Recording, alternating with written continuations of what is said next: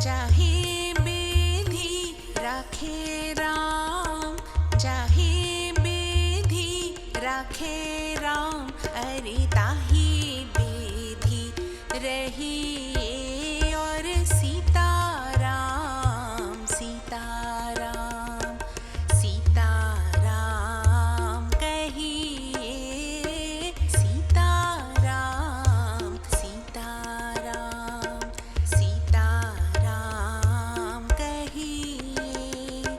जाहि विधि राखे राम, ताहि विधि रही और सीताराम, सीताराम, सीताराम कहिए।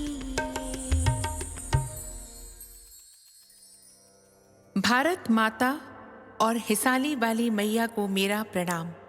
पावन चिंतनधारा आश्रम की ओर से सभी को जय श्री राम। श्री वाल्मीकि कृत रामायण एक धार्मिक ऐतिहासिक महाकाव्य में मैं अयोध्या कांड का भक्ति भाव से पठन करती हूँ। निवेदन है कि आप भी श्रद्धा भाव से इसका श्रवण करें। ओम श्री गणेशाय नमः। ओम श्री सरस्वते नमः। ओम श्री हनुमते नमः। ओम श्री गुरुवे नमः। श्री सियावर राम शरणागतम्।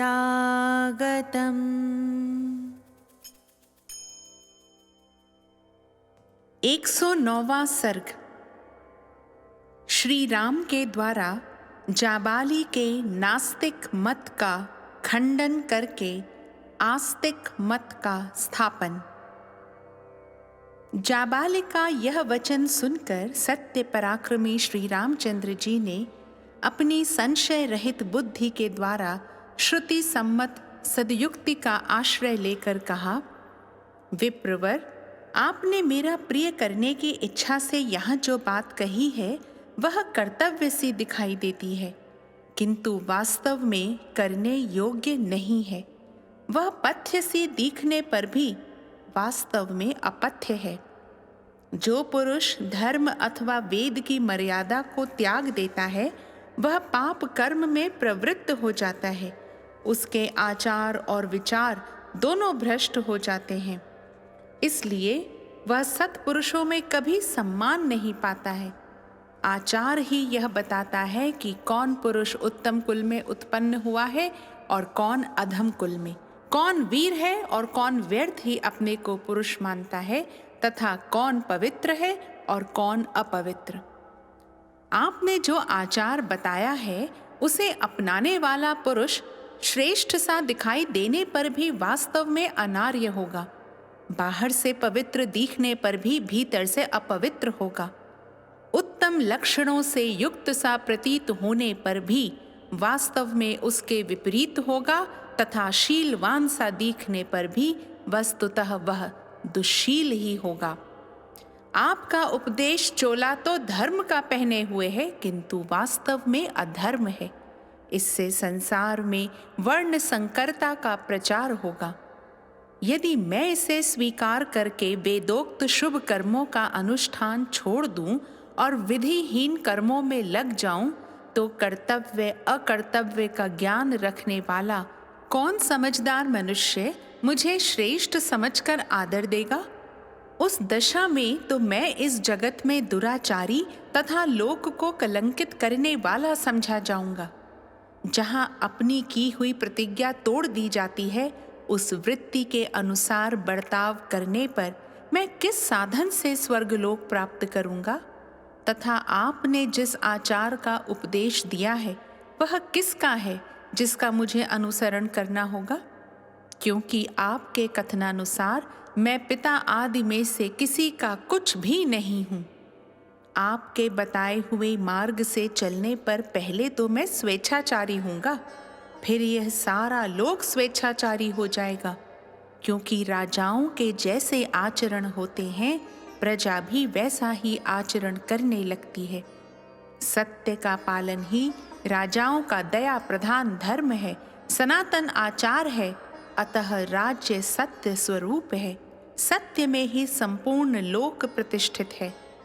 ऋषियों और देवताओं ने सदा सत्य का ही आदर किया है। इस लोक में सत्यवादी मनुष्य अक्षय परम धाम में जाता है। झूठ बोलने वाले मनुष्य से सब लोग उसी तरह डरते हैं जैसे सांप से। संसार में सत्य ही धर्म की पराकाष्ठा है और वही सबका मूल कहा जाता है। जगत में सत्य ही ईश्वर है। सदा सत्य के ही आधार पर धर्म की स्थिति रहती है। सत्य ही सबकी जड़ है। सत्य से बढ़कर दूसरा कोई परम पद नहीं है। दान, यज्ञ, होम, तपस्या और वेद, इन सब का आधार सत्य ही है। इसलिए सबको सत्य परायण होना चाहिए। एक मनुष्य संपूर्ण जगत का पालन करता है, एक समूचे कुल का पालन करता है, एक नरक में डूबता है और एक स्वर्ग लोक में प्रतिष्ठित होता है। मैं सत्य प्रतिज्ञ हूँ और सत्य की शपथ खाकर पिता के सत्य का पालन स्वीकार कर चुका हूँ। ऐसी दशा में मैं पिता के आदेश का किस लिए पालन नहीं करूं? पहले सत्य पालन की प्रतिज्ञा करके अब लोभ, मोह अथवा अज्ञान से विवेक शून्य होकर मैं पिता के सत्य की मर्यादा भंग नहीं करूंगा। हमने सुना है कि जो अपनी प्रतिज्ञा झूठी करने के कारण धर्म से भ्रष्ट हो जाता है, उस चंचल चित्त वाले पुरुष के दिए हुए हव्य कव्य को देवता और पितर नहीं स्वीकार करते हैं। मैं इस सत्य रूपी धर्म को समस्त प्राणियों के लिए हितकर और सब धर्मों में श्रेष्ठ समझता हूँ। सत्पुरुषों ने जटा वल्कल आदि के धारण रूप तापस धर्म का पालन किया है, इसलिए मैं भी उसका अभिनंदन करता हूँ। जो धर्म युक्त प्रतीत हो रहा है किंतु वास्तव में अधर्म रूप है, जिसका नीच, क्रूर, लोभी और पापाचारी पुरुषों ने सेवन किया है, ऐसे क्षात्र धर्म का पिता की आज्ञा भंग करके राज्य ग्रहण करने का मैं अवश्य त्याग करूंगा, क्योंकि वह न्याय युक्त नहीं है। मनुष्य अपने शरीर से जो पाप करता है उसे पहले मन के द्वारा कर्तव्य रूप से निश्चित करता है, फिर जिह्वा की सहायता से उस अनृत कर्म पाप को वाणी द्वारा दूसरों से कहता है, तत्पश्चात औरों के सहयोग से उसे शरीर द्वारा संपन्न करता है। इस तरह एक ही पातक कायिक, वाचिक और मानसिक भेद से 3 प्रकार का होता है। पृथ्वी, कीर्ति, यश और लक्ष्मी, ये सब की सब सत्यवादी पुरुष को पाने की इच्छा रखती हैं और शिष्ट पुरुष सत्य का ही अनुसरण करते हैं। अतः मनुष्य को सदा सत्य का ही सेवन करना चाहिए। आपने उचित सिद्ध करके तर्कपूर्ण वचनों के द्वारा मुझसे जो यह कहा है कि राज्य ग्रहण करने में ही कल्याण है, अतः इसे अवश्य स्वीकार करो। आपका यह आदेश श्रेष्ठ सा प्रतीत होने पर भी सज्जन पुरुषों द्वारा आचरण में लाने योग्य नहीं है, क्योंकि इसे स्वीकार करने से सत्य और न्याय का उल्लंघन होता है। मैं पिताजी के सामने इस तरह वन में रहने की प्रतिज्ञा कर चुका हूँ। अब उनकी आज्ञा का उल्लंघन करके मैं भरत की बात कैसे मान लूंगा? गुरु के समीप की हुई मेरी वह प्रतिज्ञा अटल है, किसी तरह तोड़ी नहीं जा सकती। उस समय जब कि मैंने प्रतिज्ञा की थी, देवी कैकेयी का हृदय हर्ष से खिल उठा था। मैं वन में ही रहकर बाहर भीतर से पवित्र हो नियमित भोजन करूंगा और पवित्र फल, मूल एवं पुष्पों द्वारा देवताओं और पितरों को तृप्त करता हुआ प्रतिज्ञा का पालन करूंगा। क्या करना चाहिए और क्या नहीं, इसका निश्चय मैं कर चुका हूँ। अतः फल, मूल आदि से 5 इंद्रियों को संतुष्ट करके निश्चल श्रद्धा पूर्वक लोक यात्रा पिता की आज्ञा के पालन रूप व्यवहार का निर्वाह करूंगा। इस कर्म भूमि को पाकर जो शुभ कर्म हो उसका अनुष्ठान करना चाहिए, क्योंकि अग्नि, वायु तथा सोम भी कर्मों के ही फल से उन पदों के भागी हुए हैं। देवराज इंद्र 100 यज्ञों का अनुष्ठान करके स्वर्ग लोक को प्राप्त हुए हैं। महर्षियों ने भी उग्र तपस्या करके दिव्य लोकों में स्थान प्राप्त किया है। उग्र तेजस्वी राजकुमार श्री राम परलोक की सत्ता का खंडन करने वाले जाबाली के पूर्वोक्त वचनों को सुनकर उन्हें सहन न कर सकने के कारण उन वचनों की निंदा करते हुए पुनः उनसे बोले, सत्य, धर्म, पराक्रम, समस्त प्राणियों पर दया, सबसे प्रिय वचन बोलना तथा देवताओं, अतिथियों और ब्राह्मणों की पूजा करना, इन सबको साधु पुरुषों ने स्वर्ग लोक का मार्ग बताया है। सत्पुरुषों के इस वचन के अनुसार धर्म का स्वरूप जानकर तथा अनुकूल तर्क से उसका यथार्थ निर्णय करके एक निश्चय पर पहुँचे हुए सावधान ब्राह्मण भली भांति धर्माचरण करते हुए उन उत्तम लोकों को प्राप्त करना चाहते हैं। आपकी बुद्धि विषम मार्ग में स्थित है। आपने वेद विरुद्ध मार्ग का आश्रय ले रखा है। आप घोर नास्तिक और धर्म के रास्ते से कोसों दूर हैं। ऐसी पाखंडमयी बुद्धि के द्वारा अनुचित विचार का प्रचार करने वाले आपको मेरे पिताजी ने जो अपना याजक बना लिया, उनके इस कार्य की मैं निंदा करता हूँ। जैसे चोर दंडनीय होता है, उसी प्रकार वेद विरोधी बुद्ध बौद्ध मतावलंबी भी दंडनीय है। तथागत नास्तिक विशेष और नास्तिक चारवाक को भी यहाँ इसी कोटि में समझना चाहिए। इसलिए प्रजा पर अनुग्रह करने के लिए राजा द्वारा जिस नास्तिक को दंड दिलाया जा सके, उसे तो चोर के समान दंड दिलाया ही जाए, परंतु जो वश के बाहर हो, उस नास्तिक के प्रति विद्वान ब्राह्मण कभी उन्मुख न हो, उससे वार्तालाप तक न करे। आपके सिवा पहले के श्रेष्ठ ब्राह्मणों ने इहलोक और परलोक की फल कामना का परित्याग करके वेदोक्त धर्म समझकर सदा ही बहुत से शुभ कर्मों का अनुष्ठान किया है। अतः जो भी ब्राह्मण हैं, वे वेदों को ही प्रमाण मानकर स्वस्ति, अहिंसा और सत्य आदि कृत, तप, दान और परोपकार आदि तथा हुत, यज्ञ, याग आदि कर्मों का संपादन करते हैं। जो धर्म में तत्पर रहते हैं, सत्पुरुषों का साथ करते हैं, तेज से संपन्न हैं, जिनमें दान रूपी गुण की प्रधानता है, जो कभी किसी प्राणी की हिंसा नहीं करते तथा जो मल संसर्ग से रहित हैं, ऐसे श्रेष्ठ मुनि ही संसार में पूजनीय होते हैं। महात्मा श्री राम स्वभाव से ही दैन्य भाव से रहित थे। उन्होंने जब रोष पूर्वक पूर्वोक्त बात कही, तब ब्राह्मण जाबाली ने विनय पूर्वक यह आस्तिकतापूर्ण सत्य एवं हितकर वचन कहा, रघुनंदन, न तो मैं नास्तिक हूँ और न नास्तिकों की बात ही करता हूँ। परलोक आदि कुछ भी नहीं है, ऐसा मेरा मत नहीं है। मैं अवसर देखकर फिर आस्तिक हो गया और लौकिक व्यवहार के समय आवश्यकता होने पर पुनः नास्तिक हो सकता हूँ, नास्तिकों की सी बातें कर सकता हूँ। इस समय ऐसा अवसर आ गया था जिससे मैंने धीरे धीरे नास्तिकों की सी बातें कह डाली।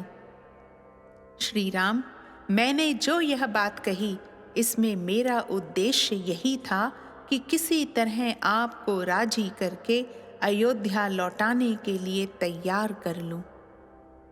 इस प्रकार श्री वाल्मीकि निर्मित आर्ष रामायण आदि काव्य के अयोध्या कांड में 109वां सर्ग पूरा हुआ। राम रामेति रामेति रमे रामे मनोरमे सहस्रनाम ततुल्यम राम नाम वरानने। 110वां सर्ग।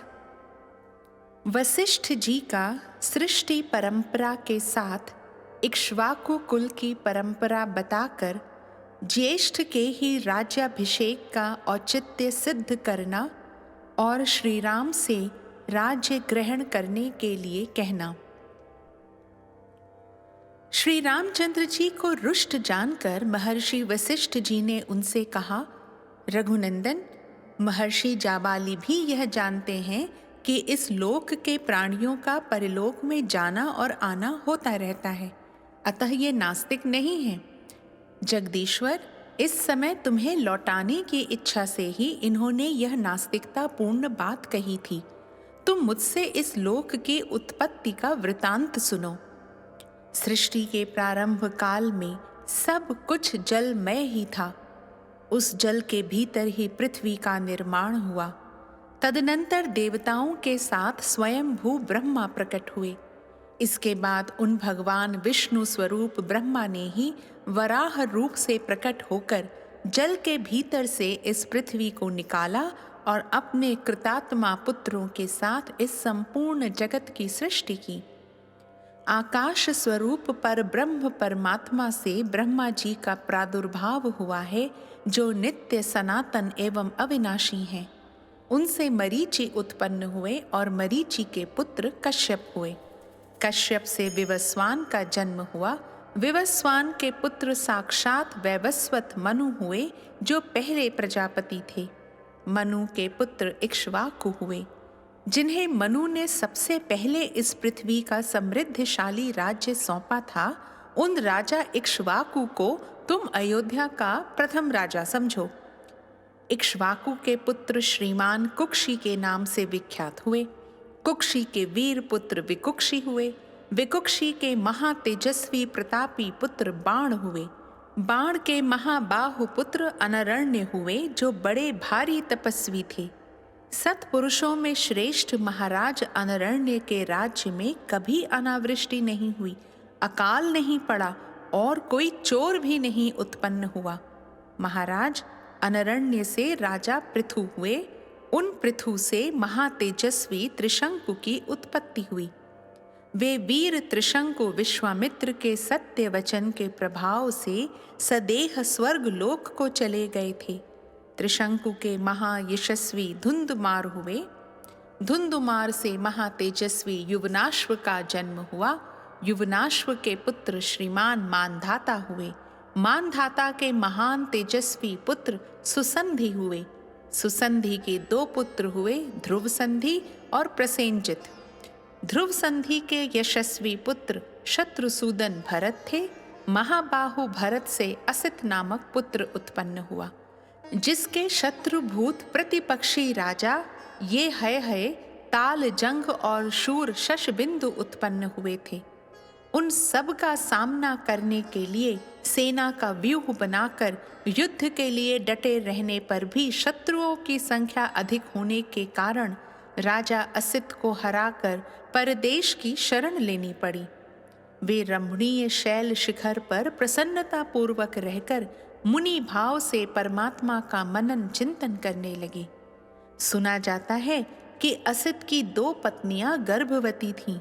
उनमें से एक महाभागा कमल लोचना राजपत्नी ने उत्तम पुत्र पाने की अभिलाषा रखकर देवतुल्य तेजस्वी भृगुवंशी च्यवन मुनि के चरणों में वंदना की, और दूसरी रानी ने अपनी सौत के गर्भ का विनाश करने के लिए उसे जहर दे दिया। उन दिनों भृगुवंशी च्यवन मुनि हिमालय पर रहते थे। राजा असित की कालिंदी नाम वाली पत्नी ने ऋषि के चरणों में पहुंचकर उन्हें प्रणाम किया। मुनि ने प्रसन्न होकर पुत्र की उत्पत्ति के लिए वरदान चाहने वाली रानी से इस प्रकार कहा, देवी, तुम्हें एक महामनस्वी लोक विख्यात पुत्र प्राप्त होगा, जो धर्मात्मा, शत्रुओं के लिए अत्यंत भयंकर, अपने वंश को चलाने वाला और शत्रुओं का संहारक होगा। यह सुनकर रानी ने मुनि की परिक्रमा की और उनसे विदा लेकर वहां से अपने घर आने पर उस रानी ने एक पुत्र को जन्म दिया, जिसकी कांति कमल के भीतरी भाग के समान सुंदर थी और नेत्र कमल दल के समान मनोहर थे। सौत ने उसके गर्भ को नष्ट करने के लिए जो गर विष दिया था, उस गर के साथ ही वह बालक प्रकट हुआ, इसलिए सगर नाम से प्रसिद्ध हुआ। राजा सगर वे ही हैं जिन्होंने पर्व के दिन यज्ञ की दीक्षा ग्रहण करके खुदाई के वेग से इन समस्त प्रजाओं को भयभीत करते हुए अपने पुत्रों द्वारा समुद्र को खुदवाया था। हमारे सुनने में आया है कि सगर के पुत्र असमंज हुए, जिन्हें पाप कर्म में प्रवृत्त होने के कारण पिता ने जीते जी ही राज्य से निकाल दिया था। असमंज के पुत्र अंशुमान हुए, जो बड़े पराक्रमी थे। अंशुमान के दिलीप और दिलीप के पुत्र भगीरथ हुए। भगीरथ से ककुत्स का जन्म हुआ, जिनसे उनके वंश वाले काकुत्स कहलाते हैं। ककुत्स के पुत्र रघु हुए, जिनसे उस वंश के लोग राघव कहलाए। रघु के तेजस्वी पुत्र कलमाशपाद हुए, जो बड़े होने पर शापवश कुछ वर्षों के लिए नरभक्षी राक्षस हो गए थे। वे इस पृथ्वी पर सौदास नाम से विख्यात थे। कलमाशपाद के पुत्र शंखण हुए। यह हमारे सुनने में आया है, जो युद्ध में सुप्रसिद्ध पराक्रम प्राप्त करके भी सेना सहित नष्ट हो गए थे। शंखण के शूरवीर पुत्र श्रीमान सुदर्शन हुए। सुदर्शन के पुत्र अग्निवर्ण और अग्निवर्ण के पुत्र शीघ्रग थे। शीघ्रग के पुत्र मरु, मरु के पुत्र प्रशुश्रुव तथा प्रशुश्रुव के महाबुद्धिमान पुत्र अम्बरीश हुए।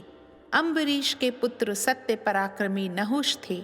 नहुष के पुत्र नाभाग हुए, जो बड़े धर्मात्मा थे।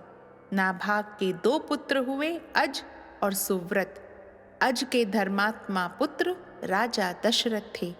दशरथ के ज्येष्ठ पुत्र तुम हो, जिसकी श्री राम के नाम से प्रसिद्धि है।